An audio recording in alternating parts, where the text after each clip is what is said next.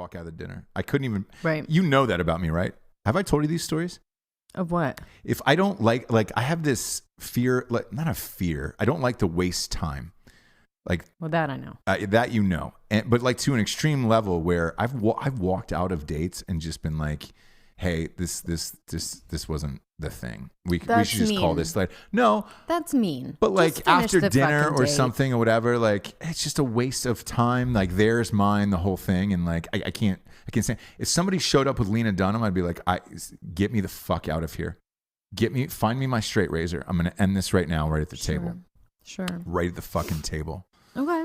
And that guy she defended in the, her writer in the hashtag Me Too. Yes. Do you know that the guy that he raped allegedly was Harold Perrineau's daughter from Lost? Like he's a famous actor. No. Yeah, he came out and made a statement today and was just like, I'm really proud of my daughter. And like he was on Lost forever.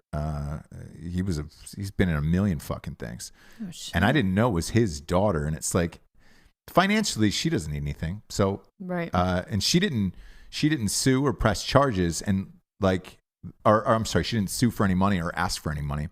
Like That's said, huge. Well, he and Lena Dunham said that she did, and then he had to go back and make his lawyer had to go back and make a retraction on that statement and say, no, we were misinformed. There was no money that was asked, and I was just like, come on, man. I can't fucking hear this. And everybody's selective shit about, who to believe and who not to believe, including Lena Dunham. I mean, she was the fucking initial champion of this shit. Right. And then when it came to somebody she knew, no, this didn't happen to my friend. And I've heard that a lot lately. The newest one is the Roy Moore accuser. Yeah. Whew. What about it? She got caught forging that yearbook. So the yearbook that was at the center of a part of it. Yes, not the whole. His name was still in it. His name was still in it, but the year was forged, and that's the overall thing that they're having an issue with right now is how old she was, and so she had to go on and with Gloria Allred and go to Fox News and all of that shit and say, hey, so I added the date later so that I could remember where I was and what year he did this. And then after that, it was a fucking, it was like dropping a loaf of bread in Afghanistan. I mean, the news had a fucking field day. And then all of the Republican Party, Trump, and the rest of the GOP came out and supported him in the election on Tuesday because of this new evidence that had come to light. And I don't know.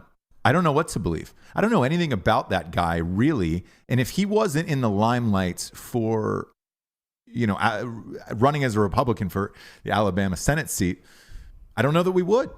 Would we know any of this? Would any of these stories come to light? Like, I don't know. I don't know. But I mean, I believe, I'm not in a world where I'm going to say right now that I don't believe her. That her story. Why forge a yearbook? Like, it's just he signed it. I get it, but you're writing the year and the date in there, and that's everything that is in to question. her, and she writes it later. But later when? Like, because the rumor is after this, after the incident. No. It was a different time period. She's not saying when. They were asking her when. She's not giving an answer. So do you not believe her? I don't know. With all of these people, and again, I don't give a shit what party you're in. With it's all gonna of be these, really rough if he gets elected. Tell me about it. But with all of these people that are caught up in these accusations and all of this shit, the ones that I have the hardest problem with are the ones that are like 30 and 40 years old. Yeah. Where for sure. Like Roy Moore. Yeah. Why didn't you say something 42 years ago when this happened? In the yearbook, it said 1977. Right. Was when she wrote this date down. That was 40 years ago.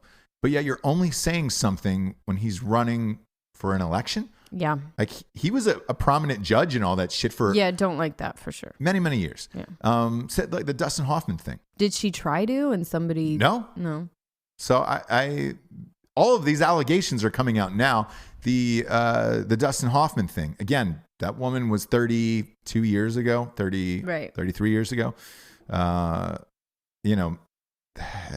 There's a bunch of them that are going back in time where it's just like, hey man, if you were really this offended, or Al Franken.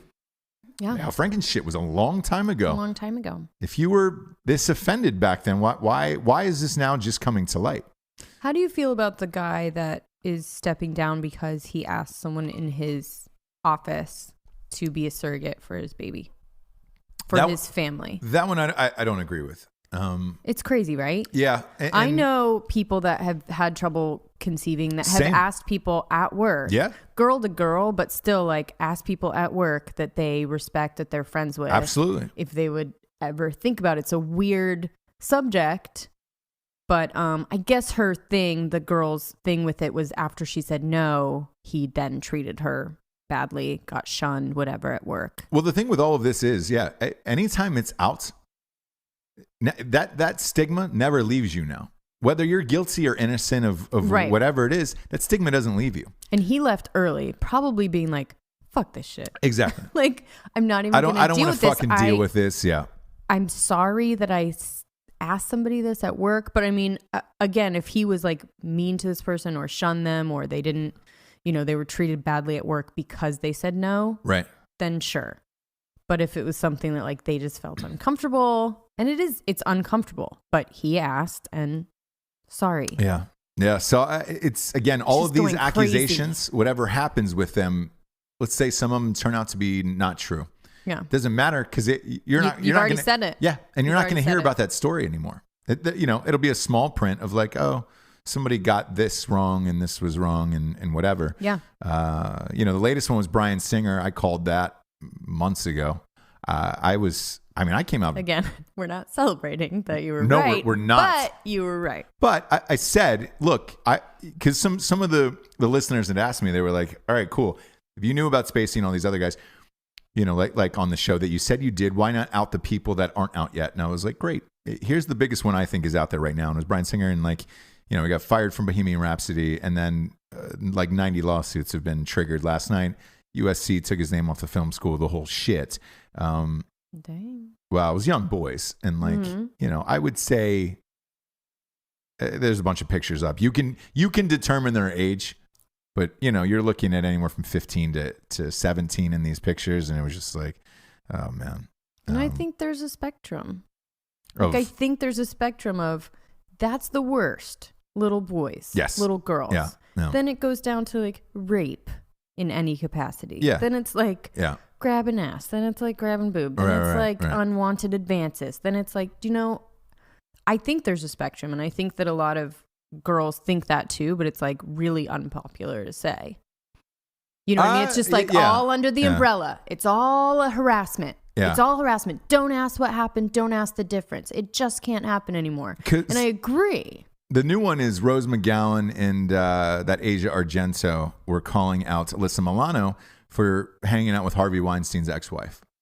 And they were saying, you shouldn't do this. And, Alyssa Milano came out and said, I was checking in on her. She's strong and she's getting through this and all this shit. And it's just like, you shouldn't side with her. And it's like, why? Don't tell me what I should do. Anyways. Not only that, but that's another woman who's going through a hard time. And just because she was married to him, she left him as soon as these allegations came out. Yeah. So why isn't that a fucking woman helping another woman in that situation? It doesn't make sense to me.